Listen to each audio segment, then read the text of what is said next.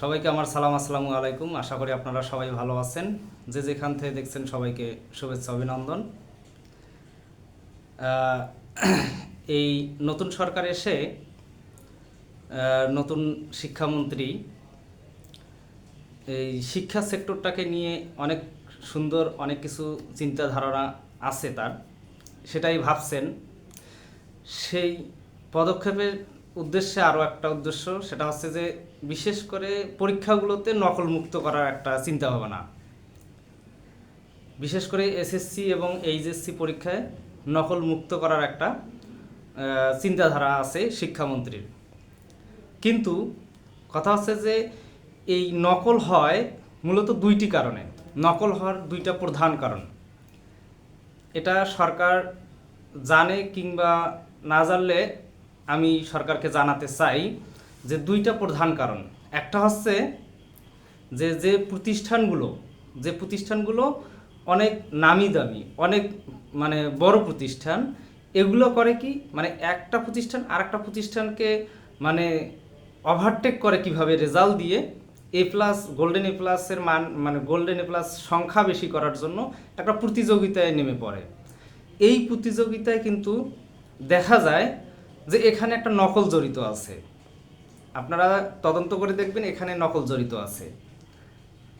যে আমার চেয়ে ওই প্রতিষ্ঠান এগিয়ে থাকবে না, আমি এগিয়ে যাব, আমার স্টুডেন্ট ভালো, কিন্তু স্টুডেন্ট ভালো হওয়া সত্ত্বেও দেখা যায় ওখানে নকল সার্ভিস দেওয়ার একটা প্রবণতা আছে।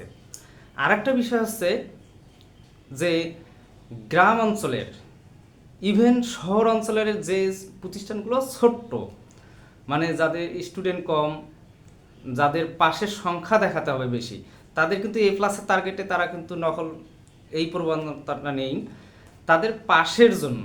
অর্থাৎ দেখা যাচ্ছে যে যদি স্টুডেন্ট পাস না করে তাহলে সেখানে কী হবে, এমপিও বাতিল হবে।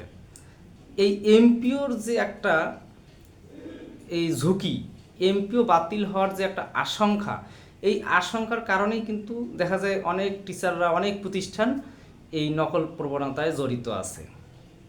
কাজেই আমি বলবো যে শিক্ষামন্ত্রী, স্বয়ং শিক্ষামন্ত্রী যদি বলে যে এই নকল একবারে নির্মূল করব, আমি বলবো এই নকল নির্মূল করা কখনো সম্ভব না।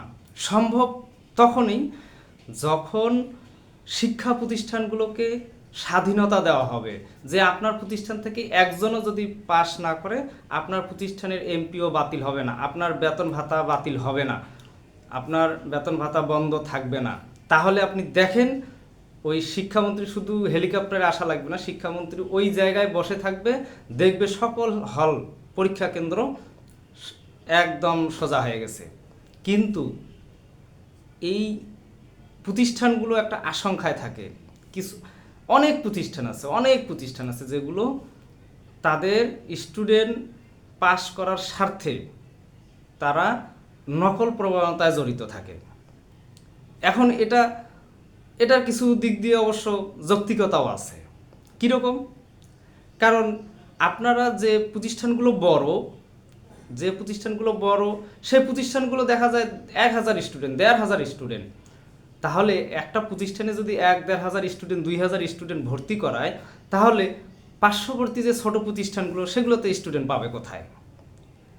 এখন সরকারের এখানে ব্যর্থতা কোথায়? সরকার ওই প্রতিষ্ঠানগুলোতে যদি নিয়ম জারি করত যে এক ক্লাসে 100-র বেশি স্টুডেন্ট ভর্তি করাতে পারবে না। কেন? ওইসব প্রতিষ্ঠানে কিন্তু আপনি দেখেন, ওইসব প্রতিষ্ঠানে আপনার টিচার প্যাটার্ন কি অনেক বেশি? 50 জন টিচার, 100 জন টিচার না, টিচার প্যাটার্নও কিন্তু কম। ওইসব প্রতিষ্ঠান কি করে, কিছু পার্ট টাইম টিচার দিয়ে বা এমপিও ভুক্তর বাহিরে স্বতন্ত্র কিছু টিচার দিয়ে তারা চালায়। তাহলে যেসব প্রতিষ্ঠান এগুলো আর্থিক ইনকাম করার জন্য তারা এই অন্য টিচার দিয়ে এত সংখ্যক স্টুডেন্ট ভর্তি করাচ্ছে, সেখানে সরকারের নজর নেই। তাহলে এই যে গ্রামের ছোট ছোট প্রতিষ্ঠানগুলো, সেগুলো কোথায় স্টুডেন্ট পাবে? তাদের দেখা যায় 5 জন স্টুডেন্ট আছে, 10 জন স্টুডেন্ট আছে, পরীক্ষা দেয় 5 জন, 10 জন। তাহলে এই 5-10 জন স্টুডেন্টকে ওরা কোনো রকম পাস করায় নিয়ে আসে। কেন? কারণটা হচ্ছে তাদের এই এমপিওটা যাতে বন্ধ না হয়। তাহলে শিক্ষামন্ত্রী বা সরকার তারা যদি একটা চিন্তা করে যে হ্যাঁ ওই সব বড় প্রতিষ্ঠানে একটা লিমিট করে দিতে হবে, তাদের টিচার প্যাটার্ন দেখতে হবে, তাদের টিচার কতগুলো আছে সেই টিচারের উপরে ভিত্তি করে তাদের স্টুডেন্ট সংখ্যা ভর্তি করার একটা লিমিট দিতে হবে। তাহলে পার্শ্ববর্তী প্রতিষ্ঠানগুলো স্টুডেন্ট পাবে, তারাও তখন প্রতিযোগিতায় নামতে পারবে, তাদেরও রেজাল্ট ভালো হবে।